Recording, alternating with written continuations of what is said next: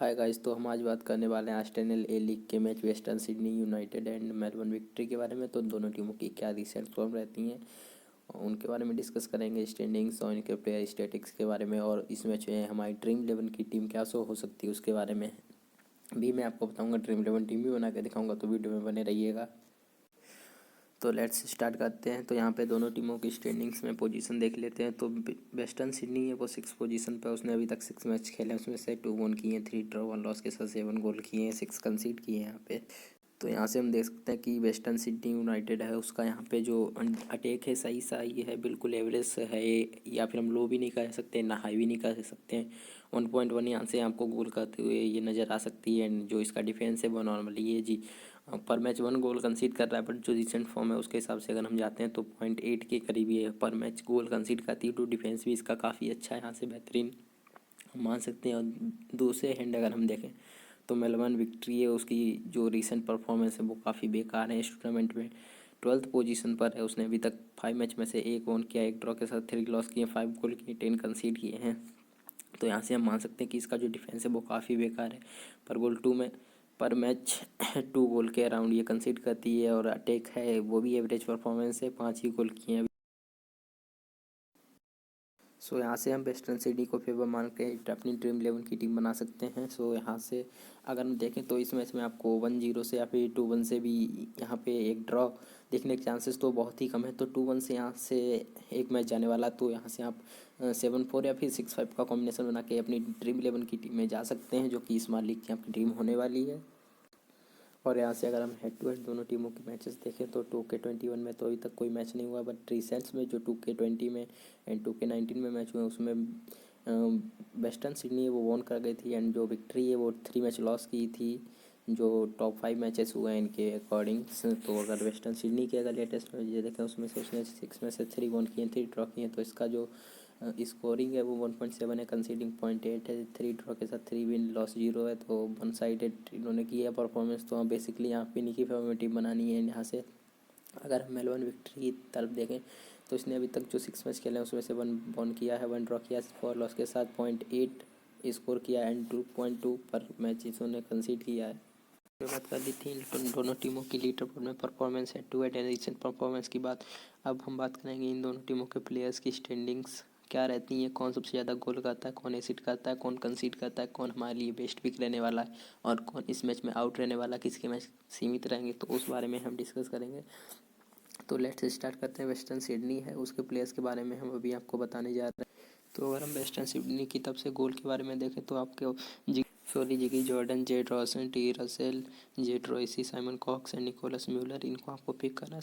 6 जो top player हैं उनके बारे में मैंने ये लगाया है एरो। एंड जो साइमन कॉक्स है उसको मैंने बॉक्स इसलिए किया है, इसके बारे में मैं आपको ड्रीम 11 की टीम बनाऊंगा उस तभी आपको मैं बता दूंगा क्यों मैंने इसके ऊपर बॉक्स किया है।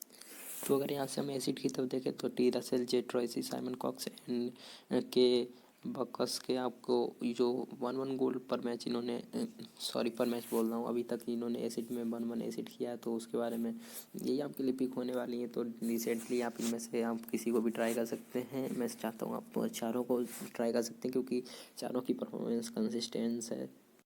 वहीं अगर अदर हैंड हम मेलबर्न विक्ट्री की तरफ देखें तो आपको जे प्रीमर यहाँ से गोल करते हुए दिखाई देंगे, या फिर पेनाल्टी भी लेते हैं। 3 गोल इन्होंने स्कोर किया, 1 पेनाल्टी में किया। इन्हीं को मैं बेसिकली पिक करने वाला हूँ, और जो बचे हुए 2 हैं इनकी तरफ मैं ज़्यादा फोकस नहीं करने वाला हूँ क्योंकि ये खास आपको पॉइंट नहीं देते हुए नजर आएंगे। सो बेसिकली आपको इन्हीं को पिक करना है। और अगर हम यहाँ से एसिड की बात करें तो एट रॉयडे ने एक एसिड किया, तो बेसिकली आप इनको अपनी टीम में पिक कर सकते हैं। अगर ये खेलते हैं तो बेसिकली आपको ये खेलते ही नज़र आएंगे, तो आपको इनको अपनी टीम में पिक करते हुए चलना। ये तो हमारे प्लेयर्स के स्टेटिक्स के बारे में हो गई, जो मैंने आपको बता दिया। खेत था इनके बारे में, टॉप स्कोर्स क्या है। तो अब बेसिकली हम आपको अपनी ड्रीम 11 की टीम की ओर ले चलते हैं। तो वहाँ पे हमारी ड्रीम 11 की टीम क्या रहने वाली है, किस किस प्लेयर को हमें पिक करना स्मॉल लीग में, उसके बारे में हम आपको बताएंगे। तो फाइनली हम अपनी ड्रीम 11 की टीम के ऊपर आ चुके हैं। तो यहाँ से हम गोल कीपर की तरफ अगर हम नज़र डालें तो यहाँ से आपको सिडनी वेस्टर्न सिडनी की तरफ से आपके डी मार्कोस आपको नज़र आने वाले हैं, एंड एम क्रोकम्बे आपको एमएलबी की तरफ से नज़र आने वाले हैं। तो आपको यहाँ से बेसिकली एमएलबी की तरफ से एम क्लोबो को पिक करना है, क्योंकि आपको डी मार्कस को आप पिक नहीं कर सकते क्योंकि ये गोलकीपर के जो पॉइंट होते हैं वो जो अटैक जिस टीम का बेहतरीन होता है, डिफेंस अच्छा होता है, उसी के ऊपर अकॉर्डिंग होते हैं, क्योंकि जिसका डिफेंस और अटैक मजबूत होगा उसके पास 5% ज़्यादा होगा, और जिसके पास 5% ज़्यादा होगा उसके पास चांस ज़्यादा होते हैं कि वो शॉर्ट ऑन टारगेट करे। तो बेसिकली आपको एमएलबी की गोलकीपर को ही पिक करना है। और यहाँ से अगर हम डिफेंडर्स में देखें, वेस्टर्न सिडनी की तरफ से आपको जिगी जॉर्डन देखने को मिल जाएंगे। बेसिकली आपको इन्हें पिक करना है, आपको गोल करते हुए दिखेंगे और एसिड भी आपको करते हुए दिखेंगे, क्योंकि ये एक कंसिस्टेंट प्लेयर हैं और इनकी टीम की तरफ से लीडिंग पोजीशन भी इन्हीं को मिलती है। तो ये आपको चांस क्रिएट करते हुए, टैकल वन करते हुए, इंटरप्शन वन करते हुए, क्लियरेंस, जो सब क्वालिटी होती है एक डिफेंडर के अंदर, वो आपको दिखेंगे। तो बेसिकली अगर ये गोल नहीं करते हैं तब भी आपको 50 के अराउंड पॉइंट दे जाएंगे। तो बेसिकली अगर ये गोल मार देते हैं तो 60 पॉइंट तो गोल के मिलेंगे। तो अराउंड 1 के 110 के अकॉर्डिंग आपको पॉइंट दे सकते हैं। तो बेसिकली आप इन्हें अपनी टीम में पिक कर सकते हैं। उसके बाद अगर हम देखें डी जॉर्ज बस की, आपको इन्हें पिक नहीं करना है। अगर आप देखते हैं कि हमें एक ऐसा प्लेयर चाहिए जो हमें अराउंड 40 पॉइंट दे दे विदाउट गोल के, जो टैकल वन करता हो, तो उसके लिए आपको डी जॉर्ज बस की एक अच्छी चॉइस हो सकते हैं। आप इन्हें पिक कर सकते हैं अपनी टीम में। तो उसके बाद अगर हम देखें यहाँ पे एन पागडेन, ये जो है आपको खेलते हुए नहीं दिखेंगे। तो बेसिकली आपको इन्हें पिक नहीं करना है। उसके बाद आपको डिफेंडर में टीम आर्डो मिल जाएंगे। बेसिकली आप इनको पिक कर सकते हैं। ये अराउंड तो आपको 50 पॉइंट दे देंगे टैकल वन करके आपको। बट इनके जो मिनट हैं वो थोड़े अनकंसिस्टेंट हैं। आपको 90 मिनट के अराउंड ये खेलते हुए नहीं नज़र आ सकते हैं। अराउंड तो ये आपको 80 मिनट खेलते हुए नज़र आएंगे। बट जो अगर यहाँ पे अगर इनका डिफेंस और अटैक दोनों सही काम करता है अराउंड 55 मिनट, तो आपको एक क्लीन शीट का भी चांसेस मिल सकता है, जिसमें आपको 20 पॉइंट हैं जो एक्स्ट्रा में मिल सकते हैं। उसके बाद आपको पी जेकलर के बारे में देखें तो बेसिकली इनकी तो परफॉर्मेंस है वो थोड़ी अनकंसिस्टेंट है। तो आपको इन्हें पिक नहीं करना है। अगर आप चाहें तो जीएल में इन्हें ट्राई कर सकते हैं। उसके बाद टीम में गाउन, ये काफ़ी डिसेंट चॉइस प्लेयर है। तो बेसिकली आपको इन्हें अपनी टीम में पिक करके जाना है। उसके बाद आप देखें टी कोयलना, ये है यहाँ पे, इसको आपको पिक करके चलना है। उसके बाद पी कैंसर को आपको पिक नहीं करना है। उसके बाद एम नाटा को आप पिक कर सकते हैं, बट मैं यहाँ से पी एम नाटा के साथ नहीं जाने वाला हूँ। उसके बाद अगर हम मिडफील्डर में देखें तो आपको जे ट्रॉयसी मिल जाएंगे। बेसिकली ये काफ़ी कंसिस्टेंट प्लेयर है, तो आपको इन्हें अपनी टीम में पिक करके चलना है। ये बेसिकली आपको बिना गोल किए भी 40 पॉइंट दे जाएंगे। आपको एसिड करते हुए नजर आएंगे। जो यहाँ पे शुरुआती मैच हुए थे उसमें इनकी परफॉर्मेंस काफ़ी अच्छी रही थी। तो बेसिकली ये किसी भी समय गोल मार सकते हैं। तो आपको इन्हें पिक करके चलना है। अगर आपको फॉरवर्ड से अगर साइमन कॉक्स अगर नहीं खेलते तो इनके ऊपर एक लीडिंग रोल भी आ जाएगा। तो ये फॉरवर्ड मिड में दोनों में ही काफ़ी इंपॉर्टेंट रोल निभाएंगे। आपका लिए एक अगर गोल कर देते हैं तो काफ़ी अच्छा आपके लिए रहेगा। उसके बाद यहाँ से जे और डहर्टी को आपको यहाँ पे पिक नहीं करना है। उसके बाद टी रसेल, ये आपके लिए डिसेंट चॉइस होने वाले हैं। ये कहीं से भी समय गोल मार सकते हैं। तो बेसिकली आपको इन्हें अपनी टीम में पिक करके चलना है। उसके बाद जे टॉरेस, आपको इन्हें भी पिक करना है अपनी टीम में, काफ़ी अच्छे प्लेयर हैं। तो उसके बाद यहाँ पे जे कार्लोई को यहाँ पे पिक नहीं करना है। के गोजस को भी नहीं पिक करना है। के बकास को यहाँ पे पिक करके आपको चलना है। तो उसके बाद आपको कोई भी प्लेयर है जो आपको खेलते हुए नहीं नजर आएगा तो सीधे आपको स्ट्राइकर में ले चलते हैं। साइमन कॉक्स यहाँ से आपको बेसिकली खेलते हुए नजर आने वाले हैं। अगर ये खेलते भी हैं तब भी मैं यहाँ पे इनको नहीं पिक करने वाला हूँ, क्योंकि इससे बढ़िया भी प्लेयर मुझे मिल रहे हैं इतने क्रेडिट में। इससे कम क्रेडिट में तो मैं बेसिकली उन्हें ही ट्राई करने वाला हूँ। क्योंकि ये जो साइमन कॉक्स हैं ये आपको, इन्होंने रिसेंट में अगर देखेंगे तो इन्होंने गोल भी किए थे। बट आपने एक चीज़ नहीं देखी कि इनके जो मिनट है वो अनकंसिस्टेंस है। किसी भी मैच में आपको 60 के अराउंड, 60 70 के अराउंड, 80 के अराउंड आपको खेलते हुए दिखे थे, बट किसी भी मैच में 90 के अराउंड नहीं खेले थे। तो बेसिकली मैं इन्हें अपनी टीम में पिक नहीं करने वाला हूँ। तो मैं यहाँ से इनको हटा दें। स्ट्राइकर में तो भी कमाऊँ आपको मिल जाएंगे, बट ये यहाँ पे आपको खेलते हुए नज़र नहीं आएंगे, क्योंकि ये ओनली सब्स्टिट्यूट में खेलते हैं। तो अभी तक 2-3 मैच में इन्होंने जो पॉइंट दिए वो केवल इनके सब्स्टिट्यूट के हैं। तो बेसिकली आपको इन्हें पिक नहीं करना है। उसके बाद बी ईसाई, आपको ये भी खेलते हुए बहुत कम चांसेस है कि आप खेलते हुए नजर आए। अगर ये खेलते हैं तब भी मैं आपको पिक नहीं करूँगा, क्योंकि जो स्ट्राइकर के रोल में ही खेलेंगे। तो बेसिकली स्ट्राइकर में आपको जे ट्रॉयसी, टी रसेल, दोनों आपको एक अच्छे बेस्ट प्लेयर आपको मिल जाएंगे, जो कि आपको गोल भी करते नजर आएंगे, जो चांस भी क्रिएट करेंगे। तो बेसिकली आप इनकी जगह पे उनको पिक कर सकते हैं, उनको ट्राई भी कर सकते हैं सीबीसी में। तो बी ईसाई को मैं यहाँ पे पिक नहीं करने वाला हूँ। उसके एन म्यूलर जो प्लेयर है एक प्लेयर तो काफ़ी वैल्यू का है, बट इसकी जो परफॉर्मेंस है वो अनकंसिस्टेंट रही है। किसी भी मैच में इन्होंने 27 30 ऐसे ही पॉइंट दिए हैं, बट ओनली वन मैच था जिसमें इन्होंने 50 पॉइंट दिए थे और किसी भी मैच में इन्होंने गोल नहीं किया है। तो मैं इनसे एक्सपेक्ट भी नहीं कर सकता हूँ कि ये गोल देंगे। तो अगर ये जीएल में आप एज अ कैप्टन इनको ट्राई कर सकते हैं। उसके बाद देखिए या वो ये हैं, ये भी आपको सब्स्टिट्यूट प्लेयर है तो इसे भी आपको ट्राई नहीं करना। उसके बाद यस निकोविक, ये आपको खेलते हुए नहीं नज़र आएंगे। ये आगुला, ये भी आपको खेलते हुए नज़र नहीं आएंगे। तो बेसिकली यहाँ से मैंने आपको बता दिया इसकी टीम की तरफ से आपको किस किस प्लेयर को पिक करना है। तो बेसिकली जो मैंने प्लेयर आपको बताए हैं आपको उन्हीं के अकॉर्डिंग आपको टीम बनानी है अपनी। और उसके बाद अगर हम मेलबर्न विक्ट्री के प्लेयर्स के बारे में देखें तो उनके बारे में भी आपको बता देता हूँ। मेलबर्न विक्ट्री की तरफ से अगर हम डिफेंडर में देखें तो आपको एंसेल मिल जाएंगे। इन्होंने अभी तक एक ही मैच प्ले किया, उसमें इन्होंने 34 पॉइंट दिए थे।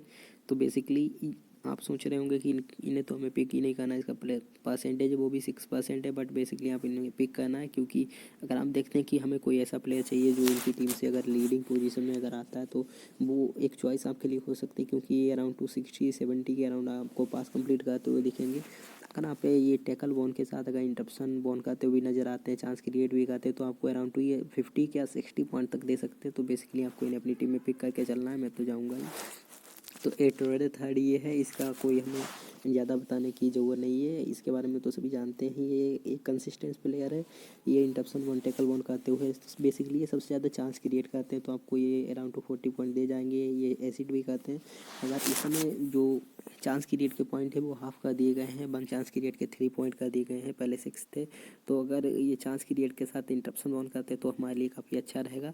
तो बेसिकली आप इन्हें अपनी टीम में पिक करना ही है। उसके बाद ए एंडरसन आपको मिल जाएंगे तो आपको इन्हें पिक नहीं करना है। ये रॉक्स आपको मिल जाएंगे तो इन्हें आपको अपनी टीम में पिक करके करना है। जेबेल यहाँ पे खेलते हुए नजर नहीं आएंगे। उसके बाद इन्हें भी नहीं पिक करना है। डी रेयान आपको यहाँ पे पिक करके चलना है, इसका परसेंटेज सिलेक्शन काफ़ी कम है। एंड ये सोटोन है, यहाँ से मैं इसको पिक करके नहीं जाने वाला हूँ।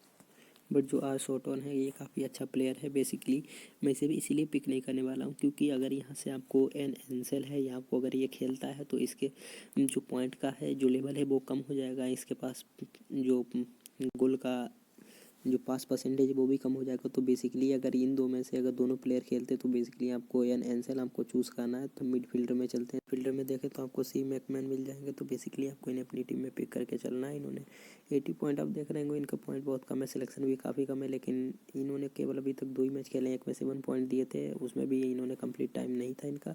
तो एक में इन्होंने एक गोल भी किया था। तो बेसिकली आप इन्हें अपनी टीम में पिक करके चल सकते हैं। उसके बाद आपको आर्क्रीव्स है, ये प्लेयर तो काफ़ी वैल्यू का है, बट इनकी जो परफॉर्मेंस है अभी तक काफ़ी कंसिस्टेंट परफॉर्मेंस हमें देखने को नहीं मिली है। तो बेसिकली अगर ये खेलते भी हैं, अगर इनके साथ हमें बी ब्रीमर जैसे जे ब्रीमर जैसे अच्छे प्लेयर खेलते हुए नजर आते हैं तो मैं आर्क्रीव्स को नहीं पिक करने वाला हूँ। उसके बाद एल ब्रॉक्सम, सेम कंडीशन इनकी आर्क्रीव्स की तरह ही है। तो बेसिकली आप अगर 2 प्लेयर खेलते हैं तो बेसिकली आपको एल ब्रॉक्सम पिक करके चलना है। उसके बाद अगर हम बी कीडर को आप यहाँ पे देखते हैं तो ये जो प्लेयर है ये बेसिकली आपको सब्स्टिट्यूट एज ए सब्स्टिट्यूट आपको नज़र आने वाला, बट अगर ये खेलता है तो बेसिकली आपको इन्हें पिक करके चलना है। तो अराउंड 240 आपको पॉइंट दे ही देंगे। एंड शॉट ऑन टारगेट इनका पास नहीं है, बट जो टैकल बॉन है, इंटरप्शन बॉन है, वो काफ़ी अच्छा है, यहाँ से आपको देखने को मिल सकता है। उसके बाद जे ब्रीमर है, इनकी तो हमें कोई बताने की ज़रूरत ही नहीं है, काफ़ी कंसिस्टेंट प्लेयर है। अगर हम इनके पॉइंट पर भी नज़र डालें तो आप देख सकते हैं ये 132 पॉइंट दिए थे, उसमें से इन्होंने 2 गोल स्कोर किए थे। उसके बाद ये 86 29 41 47 पॉइंट दिए थे। तो बेसिकली अगर ये गोल भी नहीं करते तो आपको 40 पॉइंट दे जाएंगे। मस्ट पिक इस टीम से होने वाले हैं तो आपको इन्हें पिक करके चलना है। जे बटरफील्ड, इनकी परफॉर्मेंस है वो इस टूर्नामेंट में नज़र नहीं आई है जो अब तक हमने इनसे एक्सपेक्ट की थी, बट ये प्लेयर काफ़ी वैल्यू का है। तो बेसिकली मैं इसे कभी भी ड्रॉप नहीं करूँगा, भले ये पॉइंट ना दे लगातार 2-3 मैच में, तभी मैं इसको पिक करने करूँगा। उसके बाद आपको जे बारगा यहाँ से मिल जाएगा, बट ये खेलने वाले नहीं है। उसके बाद जी लानुकी मिल जाएगा, ये भी नहीं खेलेगा। उसके बाद जे पोलोंजो, ये भी नहीं खेलेगा। बी लॉटन है, ये आपको खेलते हुए नज़र आ सकता है इस मैच में। अगर ये नज़र आता है तो आपको यहाँ से ट्राई कर सकते हैं जीएल के लिए, और आपको एसएल में इसे ट्राई नहीं करना है। ये भी आपको सब्स्टिट्यूट ऐसे सब्स्टिट्यूट इनकी परफॉर्मेंस अभी तक रही है। जे बार्नेट है, ये अगर खेलता है तो मैं इसे बेसिकली अपनी टीम में ट्राई करके जा सकता हूँ क्योंकि ये प्लेयर काफ़ी वैल्यू का है, बट ये अभी तक केवल सब्स्टिट्यूट में है। उसके बाद अगर हम स्ट्राइकर में देखें तो आपको एम रोजेस मिल जाएंगे, इनको आपको पिक करके चलना है अगर आप एक स्ट्राइकर चाहते हैं एमएलबी की तरफ से। उसके बाद भी फुलामी आपको मिल जाएंगे, बट ये खेलते हुए नज़र नहीं आएंगे। एल लॉरी आपको है, अगर ये खेलते हैं एम रोजेस की जगह पे हम इन्हें ट्राई कर सकते हैं जीएल कॉम्बिनेशन में। कॉज ऑफ इन्होंने अभी तक एक गोल किया है, बट इनका सिलेक्शन है वो भी 5% है, तो आपको एक बेनिफिट मिल सकता है। उसके बाद ई कामसोबा आपको इसको भी ट्राई कर सकते हैं जीएल में, बट इस एस एल के लिए आपको कोई भी चॉइस नहीं है। एम रोजेस ही आपको बेसिकली एक चॉइस मिल सकती है जो कि आपको एस एल में ट्राई करना है। उसके बाद यहाँ से कोई भी अच्छा प्लेयर नहीं है कि जो आपको एक स्ट्राइकर में एसएल में ट्राई करना है, और बाकी तो सभी मैंने प्लेयर बता ही दिए आपको। और इस मैच में जो हमारी एसएल की टीम रहने वाली है वो भी आपको मैं दिखा देता हूँ। लीग की टीम हमारी कुछ इस तरह की होने वाली है।